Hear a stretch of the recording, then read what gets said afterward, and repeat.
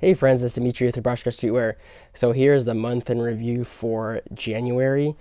It's February 3rd right now, so I'm a little bit late, but the reason why is because right at the end of January I got sick. You can probably still hear it in my voice. And I haven't been sick for probably like a year. Like I've been pretty on top of stuff and I just got it out of nowhere. So that really sucked, and that kind of threw my schedule and work balance, all of that out at the end of the month and into February. But I feel a little bit better than yesterday. I just had a really nasty cold, so maybe tomorrow I'll be like really on top of stuff. And the other thing, I'm kind of like wearing a jacket and my hoodie. It is snowing, so we had a bunch of snow days at the end of, actually the past couple days we've had snow, and that's another kind of thing too. So like sickness and weather, those can be two big barriers in your business. So you might want to have contingency plans. I guess that's kind of like the lesson I'm learning from that, and that's probably a good thing for you guys as well. Keep in mind of stuff that you can do at home if you're sick, or if you have really bad weather and you can't get to where you do your work at. You might want to get your laptop and do stuff at home as much as you can. And the other thing with that too is you have to plan ahead and think a little bit strategically, with especially like the winter time, because that's usually when you get sick and that's when it's bad weather. So try to move the heavy boulders and get the stuff done. Like let's say you're working at a warehouse or in your office or something, and there's only certain things that you can do here. Get those things done first and always be on top of that stuff. And if you have other stuff left behind that you can do at home, theoretically, kind of keep that towards the end of your work schedule so you can tackle that, as it comes, or like if you're at home, rather than doing, like the least important stuff first. And that might be beneficial for you guys in those kinds of seasons. Like I know for me right now, like another thing that I'm working on that's kind of in line with that philosophy is I have a lot of designs like ready in the chamber, like to release, and I'm finishing them up for February. And that's something that I've been working on, is like getting like a backlog of designs and stuff that I can release for the new year. So when I do have days where I, maybe on vacation, or maybe I'm sick or something happens, or like even let's say your car breaks down, the whole day's gone because you have to deal with that. It's good to have stuff done, or stuff like on the back burner that's already done, so that you can implement that in your work schedules and things don't get thrown out of balance. Like kind of having like backups and contingency plans. So that's kind of what I've been working on in January, is doing that kind of stuff and getting new designs ready for February. Because in January I had just a bunch of restocked items, nothing new. And that was actually one thing that I would recommend. So if you're doing drops, sometimes it's good to have restock drops, but I would recommend to always have at least one new item per drop. Usually I think 8% of drops I've had, it's always had at least one new item. But the ones I've noticed, and especially with January, I only had restocks. So the drop, the end of the month drop, with people buying, like that's when people buy the most items for my business particularly. It wasn't as good as other months. The overall month was pretty good, but the drop day was not as good because there wasn't any like new products. The people that wanted restocked products, they obviously could get them and people bought them. But it's always good to have like new items, because then you're going to have your older customers and they want to come back and get the newer items because they might already have the stuff that you're restocking. So that's kind of a lesson that I learned. I'm going to definitely implement that as I keep going on in my business. I also had a slight packaging rework. This is something interesting. So I ship hats in these 7x7x5 boxes, and they work great and all, and it gets to the customer. But what happened was I had a customer ordered a hat, and it had that wrong address on there that they sent. They emailed me and they're like, hey, I have the wrong address here. Can I, it's going to go back to you, because typically at the post office, it's called a RTS, return to sender. So if there's a wrong address, it's just going to come back to you. And I arranged that with the customer. I sent them out a replacement, and their hat came back. But I was inspecting it, and I kind of noticed that this is a tip for you guys, and I learned from this as well. When you get items sent back from the post office and you square that away with your customer, and either you refund them or you resend the parcel out, or you have to repackage it oftentimes, look at how your shirt or your hoodie or hat, whatever you're sending out, look at how that stuff looks like as it gets to you. So you can pretend that you're the customer and you're receiving the package. So it's already been shipped out. It's been through several processing centers. So you can actually see exactly what your customer more or less what the product will look like in their hands. And this was like a fun experience. I was opening it and I looked inside and everything was together. But one thing I noticed was that the hat was a little bit dusty, because when you have a cardboard box, a lot of these, they're like crumbs from here, and they get inside as well. Just the nature of cardboard, it wants to crumble a little bit and get dusty like that. So I thought of a slight tweak to how I'm going to package hats from now on.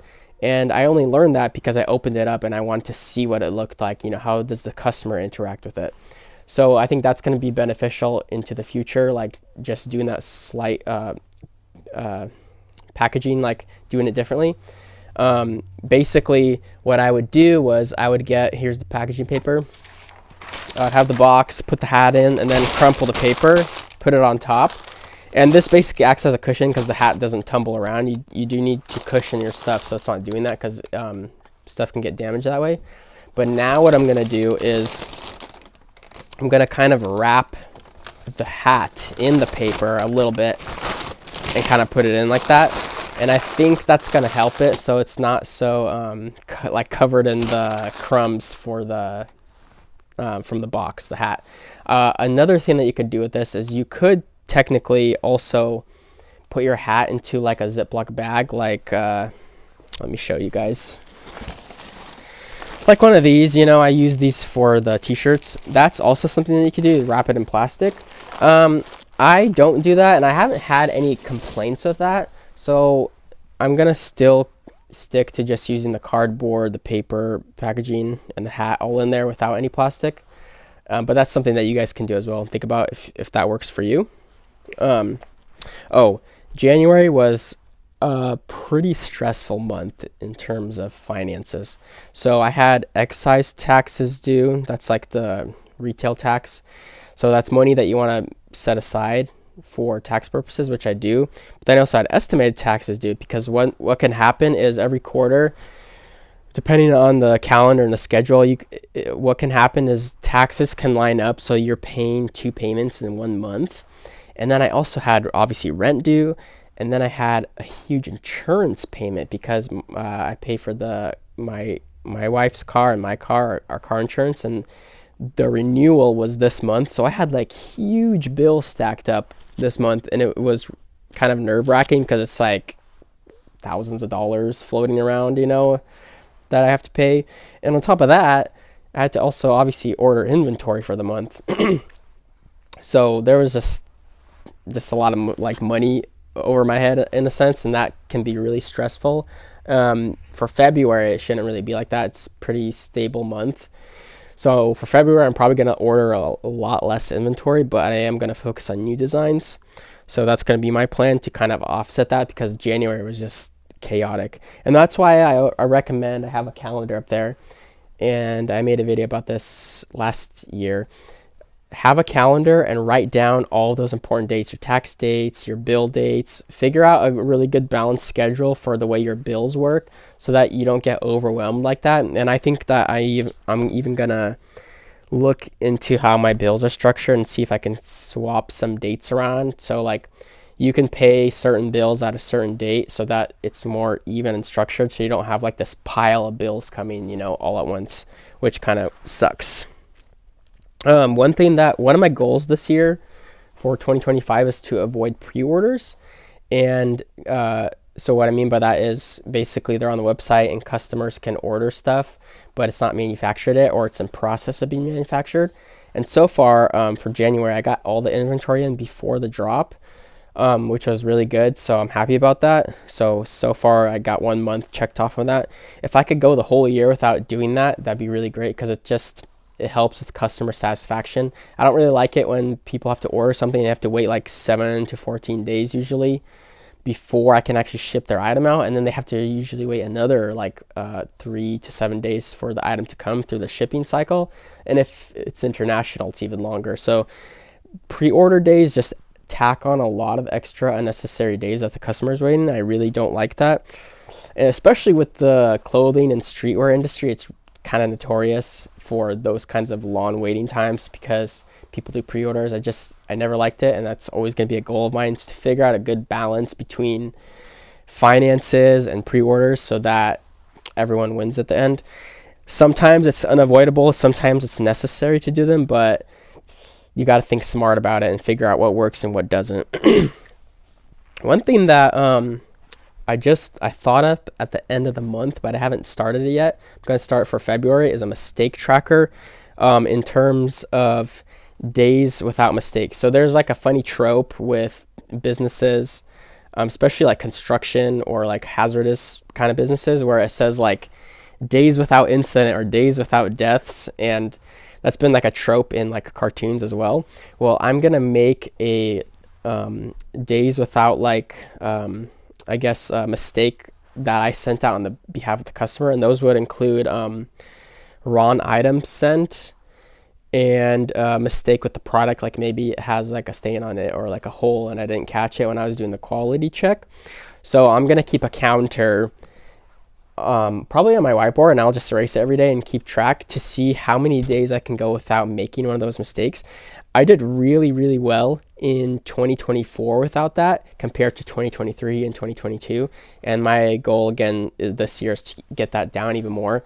And I do also have a mistake tracker sheet that I made a video about that, but this one is just going to be like a really quick and dirty one that I could just write on my whiteboard, and it'll give me like a motivation and more like a visual kind of cue as to how I'm doing from month to month, and I can like have goals planned out, like I could be like, okay, I had 60 days without a mistake, or I had 90 days without a mistake, and I could mentally keep track of that stuff easier.